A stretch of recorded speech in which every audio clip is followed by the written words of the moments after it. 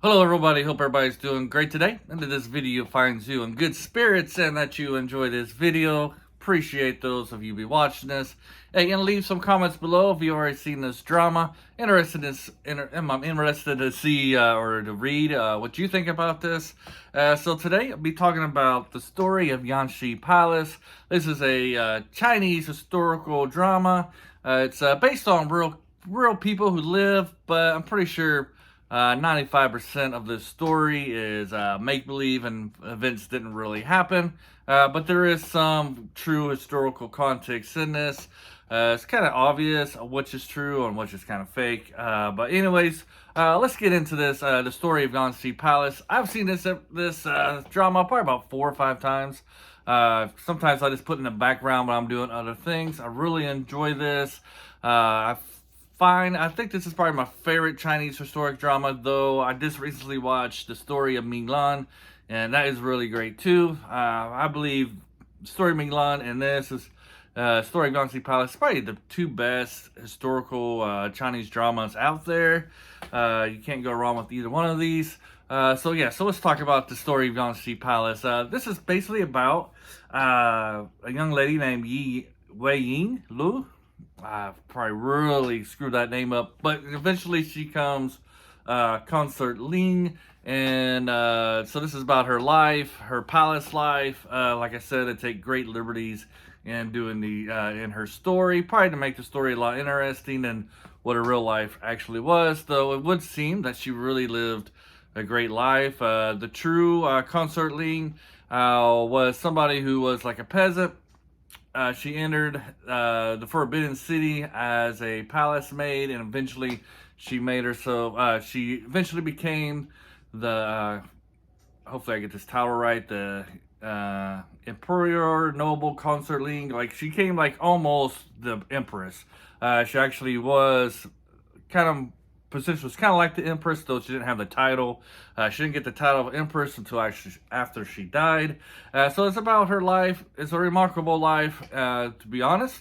But in this story, in the story of Yanxi Palace, our main character here, she enters the palace to basically to find out who murdered her sister. Her sister was a palace maid, and she died. So she's trying to solve that mystery, find out who killed her sister or why they did it, and so that's her main motive in going into into the Forbidden City. While she gets in there, she gets involved in some harem politics, and she finds herself in the middle of a power struggle between the Empress and the first consort lady there. I don't know, I can't remember the real name, but it was Consort Gao, G-A-O. Probably really messed that name up.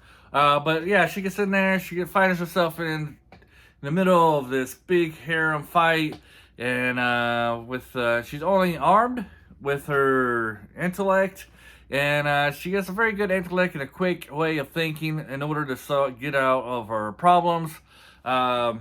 That's basically what this is about, and as the story goes along, we see her move up from basically following the life of the true historical figure. We find her going up from being a palace maid up to being a concubine and working her way up through that system until eventually she basically becomes the Empress of the Forbidden City of China.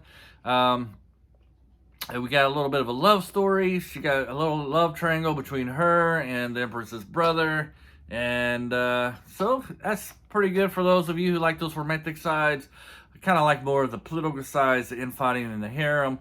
And we also kind of get a little bit of political fighting with the emperor and his subjects, and the battle between the Empress's brother and the emperor's brother too. They're going at it as well. To help try to get influence on the emperor and help do like some political problems that's going on in the country, trying to win the emperor's favor. So that's basically what the story is about. It's really good. This is something that the writing is excellent in this story.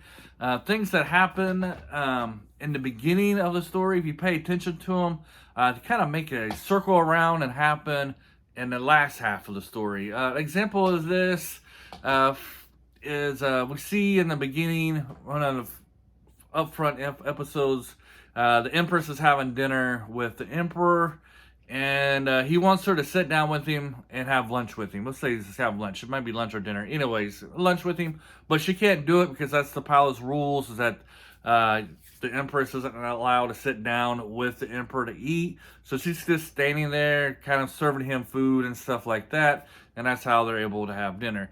Well, you fast forward to the later episodes, and we have our main character, Consort Ling. She's in the same predicament.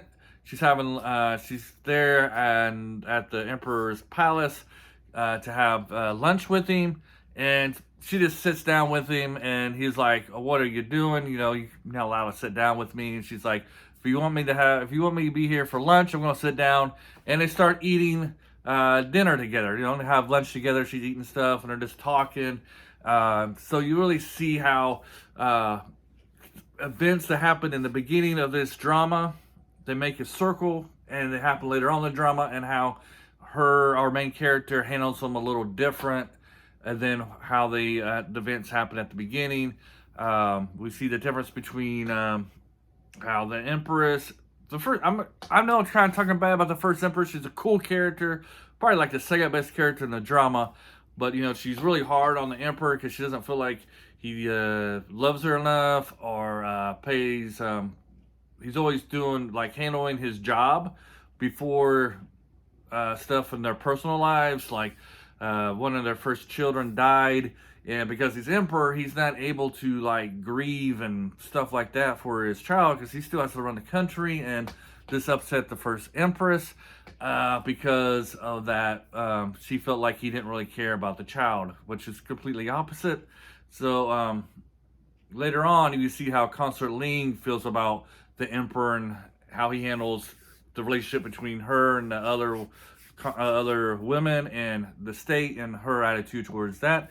So I believe the writers really did a good job of laying a foundation of how things are, and then bringing those to a full circle. Because if you live in life, history does repeat itself. There's a lot of events in my life that's happened multiple times, but I never feel like the circle was like this. I always feel like the circle is more like a spiral going up. And if you're living your life right, when that event comes up again in your life, hopefully you improved and you can handle that situation better than you did the first time.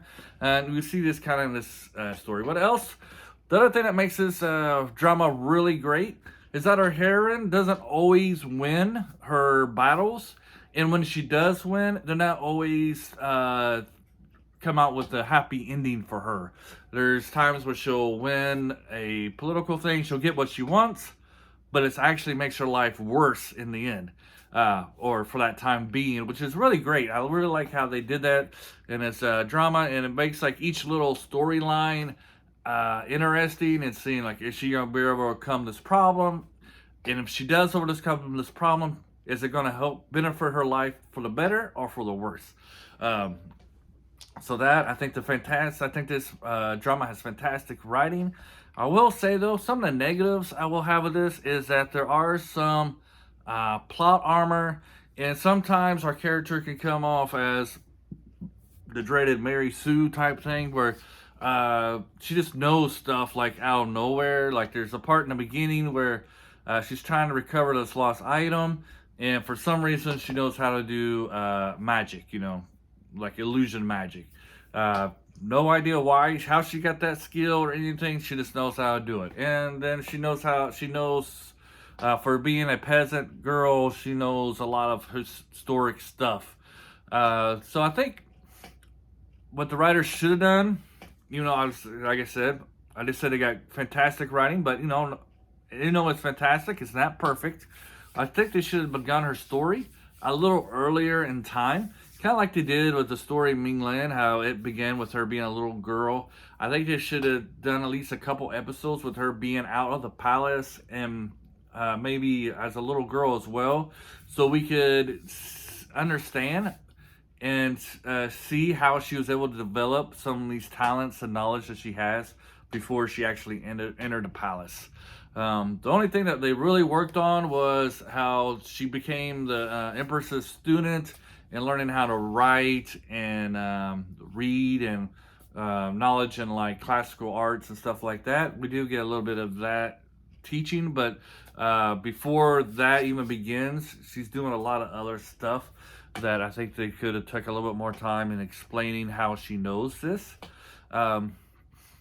And then if you're a guy like me and you're looking for some lot of action, you know, the story of Ming Lan, I'm going to compare them to because they're really, both of them, like I said, are probably the top notch. You can't get much better or eating better in these, and the storyland, Ming Lan, and the story of Yanxi Palace.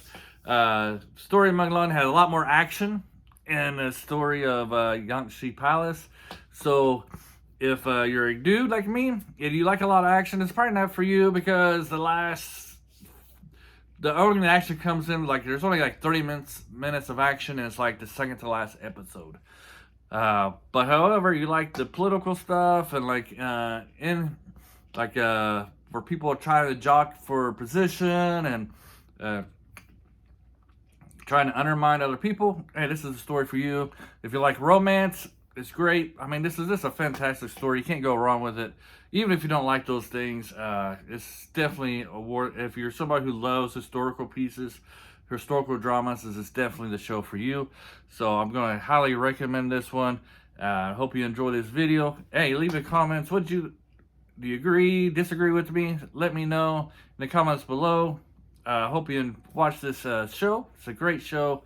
And it's definitely, if you don't like these kind of shows because you got people flying in the air and stuff like that, this is a very down-to-earth show. It's very great.